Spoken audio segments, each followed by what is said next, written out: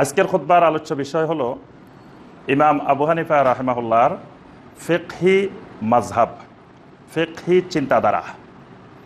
এই বিষয়ের উপরে আমরা আজকের খুতবায় আলোচনা করব ইনশাআল্লাহ। ইমাম আবু হানিফা রাহিমাহুল্লাহ তিনি খায়রুল কুরুনের মানুষ, অর্থাৎ তিনটি উত্তম যুগের মধ্যে নবী সাল্লাল্লাহু আলাইহি ওয়াসাল্লাম যেই তিনটি যুগকে খায়রুল কুরুন বলছেন, উত্তম যুগ, সাহাবায়ে কেরামের যুগ, তাবেঈনদের যুগ, তাবেঈনদের যুগ, সেই তিন যুগের মানুষ। তাহলে তিনি সোনালী যুগের, ইসলামের সোনালী যুগের মানুষ। তাহলে সোনালী যুগের মানুষ, সোনার মানুষ। তিনি সমগ্র মুসলিম উম্মার নিকটে গ্রহণীয় এবং সমাদৃত।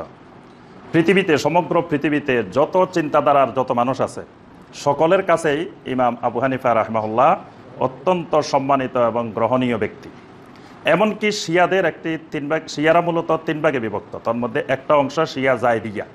শিয়া জায়দিয়াদের কাছেও ইমাম আবু হানিফা রহমতুল্লাহ আলাইহি গ্রহণীয়। এমনকি আরেকটি বাতিল ফেরকা মুতাজিলা। মুতাজিলারা আকিদার দিক থেকে মুতাজিলা, কিন্তু ফিকহি দিক থেকে তারা হানাফি। তারা ইমাম আবু হানিফা রহমতুল্লাহ আলাইহিকে অনুসরণ করতেন। তাহলে বোঝা যায় শুধু আহলুস সুন্নাত ওয়াল জামাতের মধ্যে না, এর বাহিরে ভ্রান্ত আকিদার শিয়াদের মধ্যে, ভ্রান্ত আকিদার মুতাজিলাদের মধ্যেও ইমাম আবু হানিফা রহমতুল্লাহ আলাইহির প্রতি সম্মান বিদ্যমান। ইমাম আবু হানিফা রহমতুল্লাহ আলাইহির ফিকহি মতামত, ফিকহি মাযহাব, মাযহাব মানে মতামত, মাযহাব মানে সিদ্ধান্ত, গবেষণালব্ধ মতামত। মানে এই মতামতটা খালি এমনি মতামত না, বা এটা রায় না যে সবার ভোট নেওয়া, মতামত নেওয়া, এই জাতীয় মতামত না। এটা হলো ইসলামের আমলযোগ্য বিষয়গুলো, যেগুলো এই উম্মতের আমল করা জরুরি। এই ধরনের বিষয়গুলো কেন্দ্রিক যুগে যুগে ওলামায়ে কেরাম, বড় বড় ফুকাহায়ে কেরাম গবেষণা করেছেন, ইজতিহাদ করেছেন। এই গবেষণাটাকে, ফিকহি গবেষণাটাকে হাদিসের ভাষায় বলা হয় ইজতিহাদ। ইজতিহাদ মানে রিসার্চ, বাহাস, গবেষণা। তো এই গবেষণালব্ধ যে মতামতটা, সেই মতামতটাকে বলা হয় মাযহাব, ফিকহি মাযহাব। এই জন্য ইমাম আবু হানিফা রহমতুল্লাহ আলাইহির মতগুলো হলো ইমাম আবু হানিফা রহমতুল্লাহ আলাইহির মাযহাব। ইমাম আবু ইউসুফ রহমতুল্লাহ আলাইহির মতগুলো হলো ইমাম আবু ইউসুফ রহমতুল্লাহ আলাইহির মাযহাব। ইমাম মুহাম্মদ রহমতুল্লাহ আলাইহির মতগুলো হলো ইমাম মুহাম্মদ রহমতুল্লাহ আলাইহির মাযহাব। ইমাম আউজাঈ রাহিমাহুল্লাহর মত হলো ইমাম আউজাঈর মাযহাব। ইমাম সুফিয়ান আস-সাওরী রাহিমাহুল্লাহর মাযহাব হলো, মতামত হলো সুফিয়ান সাওরীর মাযহাব। ইমাম লাইস ইবনে সাদ রাহিমাহুল্লাহর মতামত হলো লাইসি মাযহাব। ইমাম ইবনে হাজম রাহিমাহুল্লাহর মতামত হলো ইবনে হাজমের মাযহাব।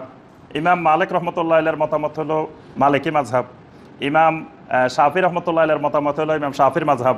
ইমাম আহমদ বিন হাম্বল রাহিমাহুল্লাহর মতামত হলো হাম্বলি মাযহাব। মানে মাযহাব মানে ওনাদের গবেষণালব্ধ মতামত। এটা সমগ্র মুসলিম উম্মার জন্য একটা সম্পদ। কারণ মুসলিম উম্মা যখন আমল করতে যাবে, যখন কোরআন এবং সুন্নাহ আমল করতে যাবে, পালন করতে যাবে, বাস্তবায়ন করতে যাবে, তখন এই কোরআন সুন্নাহর গবেষণালব্ধ বিষয়গুলো জানা জরুরি। এজন্য তারা সারা জীবন পরিশ্রম করে তারা আমাদের জন্য এই সম্পদগুলো রেখে গিয়েছেন। কিন্তু এই মাযহাবগুলো, এই ফিকহি মতামতগুলো দুই ভাগে বিভক্ত। এই ইতিহাস যদি কেউ না জানেন তো তিনি ভ্রান্ত চিন্তাধারার মধ্যে পড়ে যাবেন। চারটি মাযহাব, মানে বর্তমান পৃথিবীতে প্রসিদ্ধ চারটা মাযহাব। মাযহাব আরও ছিল, সেগুলো থেকে আস্তে আস্তে পর্যায়ক্রমে বিলুপ্ত হয়, চারটাতে এসে সীমাবদ্ধ হয়েছে।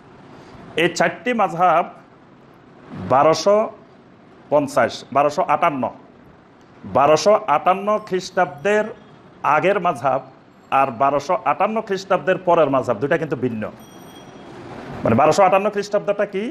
1258 খ্রিস্টাব্দে মুসলিমদের আব্বাসীয় খেলাফতের পতন হয়, এরপরে তাতারদের শাসন শুরু হয়, এবং 1095 খ্রিস্টাব্দ থেকে আপনার তাতারেরা, তারপরে খ্রিস্টানেরা ক্রুসেড যুদ্ধ শুরু করে। এই মাযহাব বুঝতে হলে ইতিহাস বুঝতে হবে। মাযহাবের ইতিহাস না জানলে মাযহাব নিয়ে মানুষকে গোমরাহ করা, মানুষকে দল পাকানো এটা সহজ। তা আমাদের সমাজে ম্যাক্সিমাম মানুষ, অধিকাংশ মানুষ মাযহাব কী জিনিস তাও বুঝে না। তো এই জন্য এই সুযোগে কেউ কেউ এই মাযহাবকে কেন্দ্র করে রাজনীতি করে, মাযহাবকে কেন্দ্র করে পলিটিক্স বানায়, মানে দলবাড়ি করে। আর অন্যদেরকে বুঝায় যে শোনো এরা কিন্তু মাযহাব মানে না, এরা লা মাযহাবী, খবরদার মাযহাব কিন্তু খুব জরুরি জিনিস, মাযহাব না মানলে তুমি কিন্তু ইসলাম থেকে বাইরে যাবে। তো সাধারণ মানুষ তো মাযহাব সম্পর্কে কিছুই জানে না, তার ধারণাই নেই, ইতিহাসও জানে না, কিছুই জানে না। তখন তারা মনে করে না আসলে তো ঠিক কথা। এই জন্য কিছু জ্ঞান না থাকলে, মৌলিক জ্ঞান, তাহলে কিন্তু আমি সঠিক দিনের উপরে থাকা সম্ভব না। কারণ মুসলিম উম্মার মধ্যে যখন দলবাজি ঢুকে, ফেরকাবাজি ঢুকে, তো সবাই চায় নিজের দলবাড়ি করার জন্য, নিজের ফেরকাকে বড় করার জন্য। তো দলবাড়ি করার জন্য সবাই নিজস্ব মতামত এবং আরেক দিকে যাতে না যায় সেই লক্ষ্যে তিনি মানুষকে বুঝাইতে থাকেন। এই জন্য আমরা গত খুতবায় আলোচনা করেছিলাম যে ইমাম আবু হানিফা রহমতুল্লাহের বিরুদ্ধে অনেকগুলো অভিযোগ আসছিল। প্রথম অভিযোগ আসছে যে তিনি বলছেন কোরআন মাখলুক, অথচ তিনি সারা জীবন বলছেন কোরআন গায়রে মাখলুক। উনি আল ফিকুল আকবরের প্রথমে শুরুই করেছেন আলোচনা যে আল কোরআন গায়রে মাখলুক, কিন্তু তার বিরুদ্ধে অভিযোগ কোরআন মাখলুক। এবং এই অভিযোগ করে তার নামে অনেক সনদ সহকারে একজন প্রসিদ্ধ দারার ইবনে সুরাদ, তিনি প্রসিদ্ধ একজন আলেম, তিনি বলছেন যে আবু হানিফা রহমতুল্লাহের উস্তাদ হাম্মাদ ইবনে আবি সুলাইমান তাকে মুশরিক বলছেন, অথচ এই রাবিটা মিথ্যাবাদী। তো এই যে আমরা গত খুতবায় যে বিষয়টা আলোচনা করেছিলাম, এটাকে আবার আজকে দেখলাম আমি, আমাদের একজন বড় ভাই আমেরিকা থাকেন, তো ওই বড় ভাই মাঝে মাঝে আমাদের নামে ভিডিও বাইর করেন। তো আজকেও একটা ভিডিও বের করেছেন, মনে হয় 2-1 দিন আগে, এই সপ্তাহের মধ্যে। আজকে আমি নজরে পড়লো, তো শিরোনামটা দিয়েছেন যে আবু হানিফা রহমতুল্লাহ আলাইহি কি মুশরিক ছিলেন, জাল ইমামের বক্তব্য। শিরোনামটা এই জাতীয়। তো আমি তো খুব মনোযোগ দিয়ে শোনার চেষ্টা করলাম যে এখানে জাল ইমাম কি বলছে, একটু শুনি যে এখানে যে ইমাম আবু হানিফা রহমতুল্লাহ আলাইহি মুশরিক ছিলেন এমনভাবে শিরোনামটা দিয়েছেন যে কোনো মানুষ শুনলেই প্রথম তার গা জ্বলে উঠবে। কি বলে, ইমাম আবু হানিফা রহমতুল্লাহ আলাইহি আবার মুশরিক ছিলেন, এবং এই হুজুর কোন দেশের কোন এলাকা তারা খুঁজে বাইর করো যে হে ইমাম আবু হানিফা রহমতুল্লাহ আলাইহিকে মুশরিক বলছে। কি বলেন, মানুষ খেপে যাবে না? মানে মানুষকে খেফানোর মতো করে মানে এই ভিডিওটা দেওয়া হয়েছে। আচ্ছা, আমি প্রথম থেকে শেষ পর্যন্ত মনোযোগ দিয়ে শুনলাম যে কোন জায়গায় সমস্যা। এখন সেখানে আমরা প্রমাণ করেছি যে আবু হানিফা রহমতুল্লাহ আলাইহি মুশরিক নন, তিনি কোরআন মাখলুক বলেন নাই, কিন্তু তার নামে এটা অপবাদ ছিল, এবং কোথায় কোন কিতাবের কত নম্বর সব আমরা বলছি। আচ্ছা, পরে দেখলাম যে তিনি ওই কিতাব ইমাম বুখারী রাহিমাহুল্লাহ তারিখুল কাবির, ওই কিতাবেই খুলে যে এবারটা বলছি সেম ওই এবারটা উনি দেখাইছেন। তো দেখানোর পরে এই এবারটাই উনি পড়ছেন যে কল আলী হাম্মাদ ইবনে আবি সুলাইমান আবলেগ আবা হানিফা আল মুশরিক আন্নি বারি মিনহু। তিনি পড়েছেন আবলেগ আবা হানিফা আল মুশরিক আন্নি বারি মিনহু, কিন্তু অনুবাদ করার সময় তিনি আল মুশরিকের কোনো অনুবাদ করেন নাই। এখন আমি বুঝলাম জাল ইমামে না জালিয়াতি করে। উনি এটা কি করছেন, উনি একজন আলেম হিসাবে আমরা এটাকে জালিয়াতি বলবো না, আলেমের শানে এই জাতীয় কথা প্রয়োগ করা ঠিক না। আমরা বলবো এটা ওনার অনিচ্ছাকৃত ভুল, উনি অনিচ্ছাকৃত এটা অনুবাদটা করেন নাই, কিন্তু আরবিটা পড়ছেন ঠিকই। তিনি যাদের উদ্দেশ্যে তিনি ভিডিওটা বাইর করছেন, আম জনতার উদ্দেশ্যে, সাধারণ জনগণের। তো সাধারণ জনগণকে তো উনি বাংলা করে বুঝাই দেওয়া দরকার ছিল যে এখানে আসছে যে কল আলী হাম্মাদ ইবনে আবি সুলাইমান আবলেগ আবা হানিফা আল মুশরিক আন্নি বারি মিনহু। কথাটা মিথ্যা কথা, সনদ মিথ্যা, এটাও আমরা ওখানে বলছি, কিন্তু কথাটা তো এর ভিতরে আছে, কিন্তু তিনি আরবি পড়ছেন, বাংলা বলেন নাই। এখন জাল ইমাম বাংলা বলছে, এই জন্য সমস্যা হয়ে গেছে। আচ্ছা, যাই হোক, আমরা ওই ভাইকে 2টি বিষয়ে অনুরোধ করব, কারণ এইভাবে আল্লাহর বান্দাদেরকে ভাইদেরকে বিভ্রান্ত করা ঠিক না। কারণ এর মাধ্যমে আমার সাথে ওনাদের সাথে আমাদের সাথে জায়গা জমি নিয়ে, টাকা পয়সা নিয়ে, সম্পদ নিয়ে কোনো দ্বন্দ্ব নাই, কিছু নাই, বরং আমাদের উদ্দেশ্য আল্লাহর দিন, ওনার উদ্দেশ্য আল্লাহর দিন, আল্লাহর সন্তুষ্টি। সুতরাং আমরা কেউ ভুল ত্রুটির ঊর্ধ্বে নয়, তবে আল্লাহকে ভয় করতে হবে, তাকওয়া আল্লাহ আমাদের ভিতরে থাকতে হবে। আর আমি যতটুকু পারি আমরা দাওয়াতের কাজ করব। আমরা বসে বসে খালি আরেকজন কি বলছে, তার কোথায় কোথায় ভুল, এগুলো নিয়ে বসে থাকলে তো এটা সালাফদের মানহাজ না, দাওয়াতি কাজ না। এই জন্য আমরা এই মানহাজে বিশ্বাসী না। এই মানহাজে বিশ্বাসী হইলে তো প্রতিদিনেই এরকম শত শত ভিডিও আমরা বাইর করতে পারি, এবং আমাদের তো এলেম নাই। উনি বলছেন যে আমাদের তেমন এলেম কালাম নাই, তো যে এলেম কালাম আল্লাহ সামান্য দিচ্ছেন, এটা দিয়েও যদি ওইভাবে ভিডিও বাইর করার চেষ্টা করি তো শত শত ভুল আমরা প্রতিদিনই ধরে ধরে বের করতে পারি, কিন্তু ওইটা আমাদের মানহাজ না, আমরা ওইটা দরকার নেই। ওইটা যুগে যুগে সালাফেরা এই পদ্ধতি, এই নীতি অবলম্বন করেন নাই। বরং আমরা আমাদের সামান্য এলমের আলোকে আল্লাহর বান্দাদেরকে দিনের দিকে ডাকার, কোরআন সুন্নাহর দিকে ডাকার চেষ্টা করব। আরেকজনের আলেম, তারও খেদমত আছে, তারও অনেক অবদান আছে, তিনি তার মতো করবেন। বসে বসে খালি ওই আলেমদের দোষ ত্রুটি খুঁজে খুঁজে বের করা, এই পদ্ধতিটা, এই মানহাজটা কোনো সালাফে সালেহিনদের ছিল না। তবে ওনার উদ্দেশ্যে দুইটা কথা আছে আমার, সংক্ষিপ্ত কথা। প্রথম কথা হলো যে এই জাতীয় শিরোনাম ব্যবহার করে মানুষকে উস্কানিমূলক বক্তব্য বা ভিডিও বের করা, এটা ঠিক নয়। এটা আমরা সেখানে মুশরিক বলি নাই, তাহলে শিরোনামটা এরকম হবে কেন? তো এটাও তো আবার আরেক ধরনের জালিয়াতি, আমরা বলবো না আলেমের শানে জালিয়াতি ব্যবহার করব না। তো যাই হোক, এই জাতীয় শিরোনাম দিয়ে মানুষকে উস্কানি না দেওয়ার জন্য অনুরোধ করব। আর দ্বিতীয় বিষয় হলো, তিনি একটা বিষয় নিয়ে মানুষকে বেশি বিভ্রান্ত করার চেষ্টা করতেছেন, সেটা হলো যে মুসান্নাফে ইবনে আবি শাইবা কিতাব নিয়ে। আমরা এই মসজিদে একদিন আলোচনার মধ্যে আমি বলছি যে মুসান্নাফে ইবনে আবি শাইবার মধ্যে একটি অধ্যায় আছে যে বাবুল ফিতনাতুল হানাফিয়া। আচ্ছা, তারপরে তিনি সেটা ভুল ধরছেন যে না, বাবুল ফিতনাতুল হানাফিয়া নাই, সেখানে আছে কিতাবুর রাদ্দে আলা আবি হানিফা। ঠিক আছে, তো এরপরে কিন্তু আমরা অনেকবার জবাব দিছি, কিন্তু দেখা গেছে যে ওই বই একটা সংস্করণ করলে দ্বিতীয় সংস্করণ বের হয়, কিন্তু ভিডিও তো আমাদের এরকম পরপর আসে। কোনটার মধ্যে কি বলা হয়েছে দেখা যায় একই ব্যক্তি আগেরটা শুনছে, পরেরটা শুনেন নাই। পরে যে আমরা জবাব দিছি বা সংশোধন করছি বা কিছু বলছি, এটা তো উনি শুনেন নাই, তখন ওনার কাছে খটকা যে আগেরটা শুনছে। পরে আমরা অনেক জবাব দিয়েছি। আচ্ছা, সর্বশেষ একটা প্রোগ্রামে আমাকে প্রশ্ন করা হয়েছে যে আপনার ব্যাপারে একজন বলছেন যে এখানে তো বাবুল ফিতনাতুল হানাফিয়া নাই, আপনি বলছেন আমি দেখেছি মুসান্নাফ ইবনে আবি শাইবার মধ্যে, তো এটার ব্যাপারে আপনি কি বলেন? তো এই যে জবাবটা আমি দিয়েছি, জবাবের মধ্য থেকে প্রথমের একটু অংশ, শেষের একটু অংশ, মাঝখানের অংশ নাই। হ্যাঁ, মাঝখানের কথাগুলো নাই, মানে পুরা কথাটা নাই, মানে যে কথাটুকু নেওয়া হয়েছে সেই কথার মধ্যেও মানে একটু এখান দিয়ে একটু আছে, এখান দিয়ে একটু আছে, মাঝখানেরটা নাই। মানে আমি সেখানে বলছি যে আমরা কেউ ভুলের ঊর্ধ্বে না, আমাদের ভুল হইতে পারে, এইটাকে উনি হাইলাইট করছে যে এরা ভুল করে। তো ভুল তো হইতেই পারে, আমরা কি ভুলের ঊর্ধ্বে নাকি? আমাদের অনেক ভুল হইতে পারে, ওনারা হয়তো ভুলের ঊর্ধ্বে হইতে পারে না, কিন্তু আমরা ভুলের ঊর্ধ্বে নই, আমাদের ভুল হইতেই পারে, এটা আমরা স্বীকার করি এবং এটাকে আমরা গর্ববোধ করি যে আমরা ভুল করি এবং ভুল স্বীকার করতে পারি, এই গুণ আমাদের মধ্যে আছে। আর ওনাদের অন্যদের গুণ হইলো, অনেকের গুণ হইলো যে ভুল করে আর ভুল স্বীকার করে না, এবং বলে যে ভুলটাকে শুদ্ধ বানানোর জন্য বিভিন্ন কায়দা কানুনের আশ্রয় নেয়। কিন্তু আমরা বলি যে না, যেটা ভুল করছি এটা ভুল, এটা সংশোধন করব আমি। এইরকম জীবনে কত সংশোধন করছি ছোটবেলা থেকে এ পর্যন্ত। তো এই অংশটুকু নেওয়া হয়েছে। এরপরে আমি বলছি যে আসলে মুসান্নাফ ইবনে আবি শাইবার যে মূল কিতাব, সেই মূল কিতাবে বাবুল ফিতনাতুল হানাফিয়া নাই, সেখানে আছে কিতাবুর রাদ্দে আলা আবি হানিফা। এই যে আমি বলছি মুসান্নাফ ইবনে আবি শাইবার মূল কিতাবে বাবুল ফিতনাতুল হানাফিয়া নাই, এই অংশটুকু কাটছে, যে উনি স্বীকার করছে যে এখানে বাবুল ফিতনাতুল হানাফিয়া নাই। কিন্তু আমি এরপরে যে বলছি ওইটা আর আসে নাই। এরপরে বলছি যে মূল কিতাবে আছে কিতাবুর রাদ্দে আলা আবি হানিফা, মানে আবু হানিফা রহমতুল্লাহ আলাইহি অনেকগুলো মাসআলা হাদিসের বিরুদ্ধে বলছেন, তিনি সেগুলো জবাব দিচ্ছেন। এই জন্য আবু হানিফা রহমতুল্লাহ আলাইহির নামের উপরে তিনি একটা কিতাব, একটা অধ্যায় তিনি রচনা করেছেন। সেখানে তিনি বলছেন আবু হানিফা রহমতুল্লাহ আলাইহির বিভিন্ন ফিকহি মাসালার জবাব হাদিস দিয়ে উনি জবাব দিয়েছেন, অনেকগুলো হাদিস তিনি নিয়ে আসছেন। আমি বলছি যে এই হাদিসের গ্রন্থটা, এই অধ্যায়টা যারা ব্যাখ্যা করেছেন, সে ব্যাখ্যাকারেরা এই কিতাবুর রাদ্দে আলা আবি হানিফাকে বাবুল ফিতনাতুল হানাফিয়া বলছেন। মানে কথাটাকে বুঝাইতে পারছি। যেমন আব্দুল কাদের জিলানী রাহিমাহুল্লাহ, আব্দুল কাদের জিলানী রাহিমাহুল্লাহ বলছেন যে এটাই হানাফিয়া, এটা একটা ফিতনা। এটা আমার বক্তব্য না, আবার এটাকে লাগাই দিবে আমার এই অংশটা দিয়ে, হানাফি মাযহাবকে ফিতনা বলছে, এটা আমি বলি নাই, আমরা গত আলোচনা আমরা রেফারেন্স সহ বলছি। আব্দুল কাদের জিলানী রাহিমাহুল্লাহ বলছেন এটা।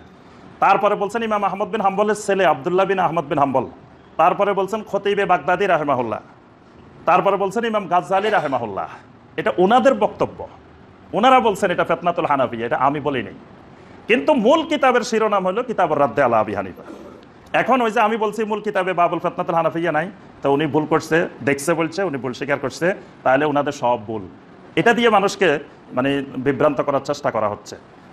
আমাকে ওই দিন একজন ভাই বলছে যে আপনি বলছেন দেখছেন, আবার বলছেন যে না নাই। আমি বললাম যে এটা তো ওই পুরো অংশটা নেন নাই, মাঝখানের অংশ বাদ দিয়ে শেষের একটু অংশ, প্রথম একটু। আচ্ছা, যাই হোক, তো আমরা সবাইকে অনুরোধ করবো যে এটা এই জাতীয় যে উনি কি বললো, আমি কি বললাম, আমারটা এটা সালাফদের মানহাজ না। এই জাতীয় মানহাজে আমরা বিশ্বাসী না।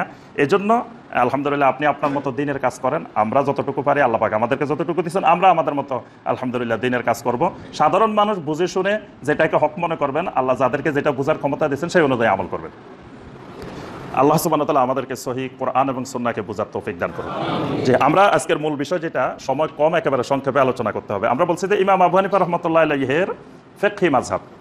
ইমাম আবু হানিফা রাহমাতুল্লাহি আলাইহি তার মাযহাব ছিল সহিহ হাদিস নির্ভর হানাফি মাযহাব। মানে ইমাম আবু হানিফা রাহমাতুল্লাহি আলাইহির মাযহাবটা হলো সহিহ হাদিস নির্ভর মাযহাব। ইমাম আবু হানিফা রাহমাতুল্লাহি আলাইহি সব সময় সর্বোচ্চ প্রচেষ্টা চালাইতেন সহিহ হাদিসটাকে বের করার জন্য ফিকহি মাসালার ক্ষেত্রে। তিনি প্রথম কিতাবুল্লাহ খুঁজতেন, আল্লাহর কিতাবে দেখতেন, আল্লাহর কিতাবে না পাইলে নবী সাল্লাল্লাহু আলাইহি ওয়াসাল্লামের হাদিসে খুঁজতেন, এবং হাদিসের ক্ষেত্রে তিনি সর্বোচ্চ সহিহ হাদিসটা গ্রহণ করার চেষ্টা করতেন। এরপরে তিনি সহিহ হাদিস না পেলে সাহাবায়ে কেরামের কাউল, সাহাবায়ে কেরাম কি বলছেন তাদের বক্তব্য খুঁজতেন।